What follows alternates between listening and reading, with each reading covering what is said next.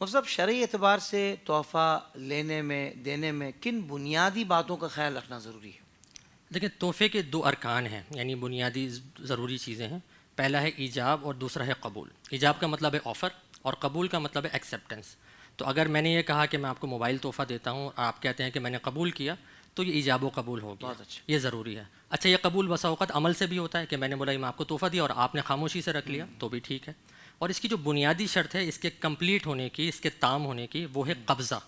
یعنی اگر میں نے آپ کو کہا کہ میں موبائل آپ کو گفٹ دیتا ہوں اور آپ نے بولا میں نے قبول کیا لیکن موبائل میری جیب میں ہی رہا اور میں چلا گیا اور اسی دوران میرا انتقال ہو گیا تو اس صورت میں وہ آپ کی ملکیت میں ٹرانسفر نہیں ہوگا. یاد رکھیے گا، یعنی قبضہ ضروری ہے. صحیح. اور ہر چیز کیا قبضے کی نوعیت مختلف ہوتی ہے. یعنی جو موویبل آئٹم ہے، یعنی جو ادھر سے ادھر ہم کر سکتے ہیں، ان کے قبضے کی نوعیت بالکل مختلف ہے. اس میں فزیکل پوزیشن ہوتا ہے. اور جو نان اموویبل آئٹم ہے، نان موویبل ہیں، ان میں صورتحال بالکل مختلف ہو جاتی ہے. تو اس صورتحال میں جو چیز ہبہ کی جا رہی ہے، تحفہ دی جا رہی ہے، اس میں قبضہ بھی شرط ہوتا ہے. چنانچہ اگر قبضہ نہیں ہوگا تو اس صورت میں یہ ہبہ تام نہیں ہوگا. ان چیزوں کا خیال رکھنا ضروری ہے.